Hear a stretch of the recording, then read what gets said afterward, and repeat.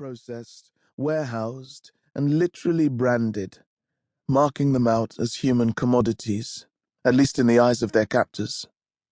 These processes were part of an organized and globalized system designed to turn captive Africans into New World slaves, a process that was completed, for those who survived the Atlantic crossing, on the plantations of the Americas during the seasoning, a brutal period of punishments, beatings, cultural deracination, and instruction designed to break the spirit.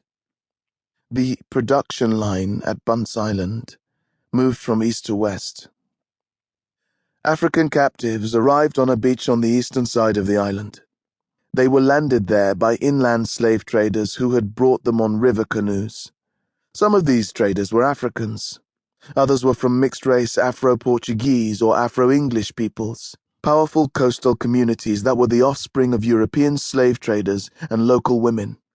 By the time the captives had arrived on the slave beach, they were already profoundly traumatized. Most had been seized in slave raids against their home villages. These typically took place in the early hours of the morning in order to capture people at their most disorientated. The old and very young, whose economic value was negligible and who might slow down the caravan, were murdered in front of their relatives. These killings were intended to shock those taken captive into meek submission.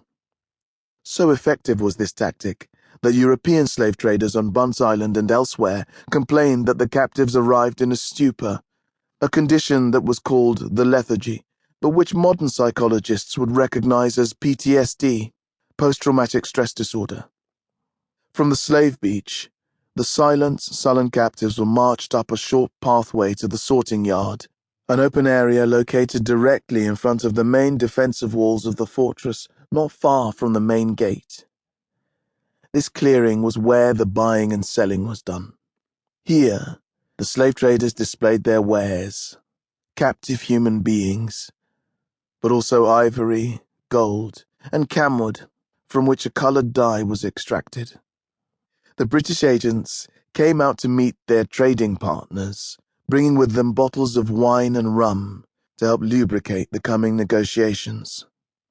In exchange for slaves and other valuable commodities, the British offered glass beads, bundles of cloth, gunpowder, European metal goods, tobacco pipes, bottles of liquor, and European weapons.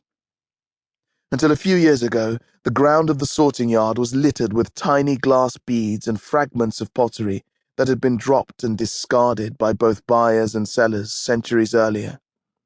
Most of these grim souvenirs have been hoovered up by tourists who travel out to Bunce Island from Freetown.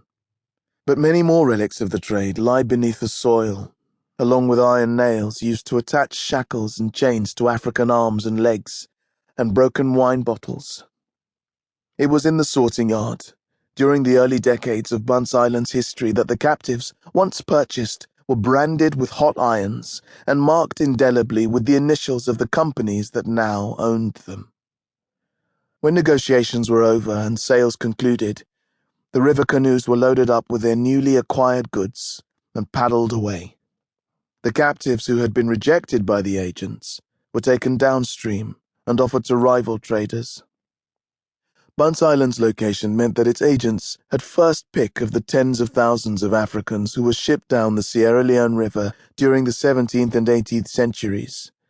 The non-human commodities bought by the traders were deposited in a large storeroom, and the captives were brought up through the main gate and into the fortress itself.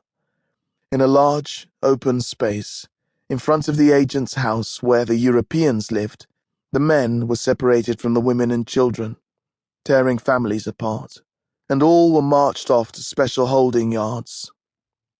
Accessed through secure double doors, these yards were large open spaces, behind walls more than 3 meters high. Inside were simple wooden shelters. As the slaves were now the property of the companies for whom the agents worked, it was in their economic interests to protect them from the elements.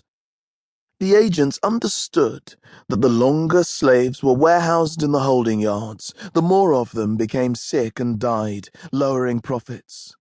They also knew that once the initial trauma of their capture subsided,